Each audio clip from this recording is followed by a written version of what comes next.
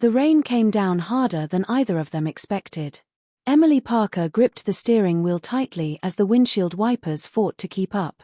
She was driving back with her 17-year-old stepson, Ethan, after visiting her sister in another town. It was supposed to be a simple 3-hour trip home, but the storm had other plans. The car sputtered once, then again, and before Emily could even pull onto the shoulder, it gave up completely. She turned the key, but the engine refused to start.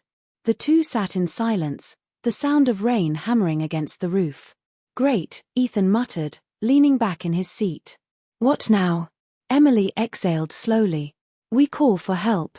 She pulled out her phone, but the poor signal in the area made things more complicated. After several frustrating attempts, she finally managed to reach a tow service. They told her it would be at least an hour before anyone could reach them. By the time the tow truck arrived, it was already dark. The mechanic confirmed the car wouldn't be fixed quickly, it would need to be taken into the shop, and repairs would take a couple of days. With no way to get home and the storm showing no signs of letting up, Emily decided their best option was to stay in a nearby hotel until the car was ready. "Seriously? A hotel?" Ethan asked, eyebrows raised as they stood in the rain-soaked parking lot. "It's either that or sleeping in the car," Emily replied, adjusting her coat. "And I think a dry bed sounds better, don't you?" He smirked slightly. "Fair point." They checked into a modest roadside hotel, the kind with floral bedspreads and vending machines in the lobby. It wasn't fancy, but it was warm, dry, and safe.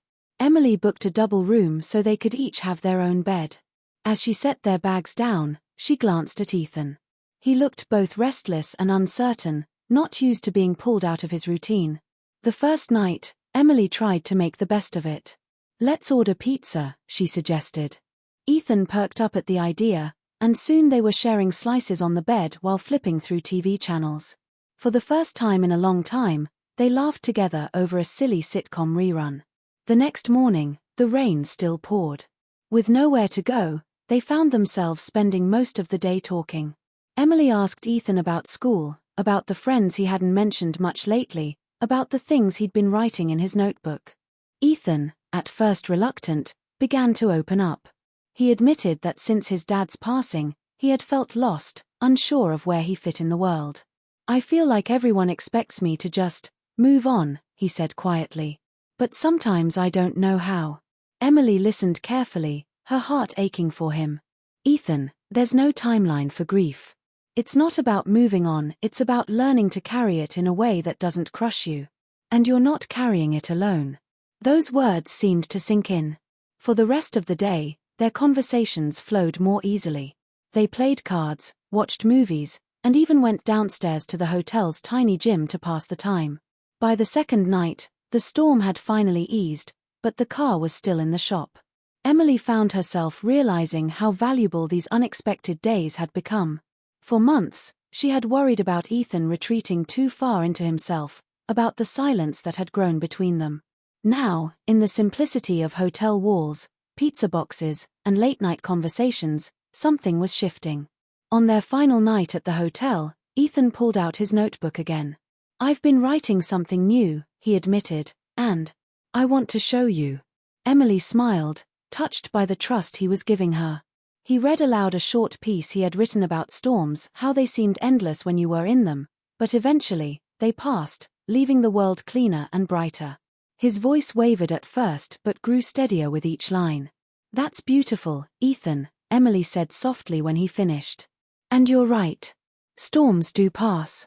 When the car was finally ready, they packed up their things and checked out of the hotel. The drive home was calm this time, the storm behind them.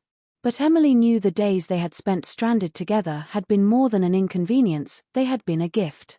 A chance to rebuild trust, to heal, and to discover that sometimes life's detours were the ones that mattered most. As they pulled into their driveway, Ethan turned to her and said quietly, "You know, I don't think I hated being stuck there." Emily chuckled. "Me neither."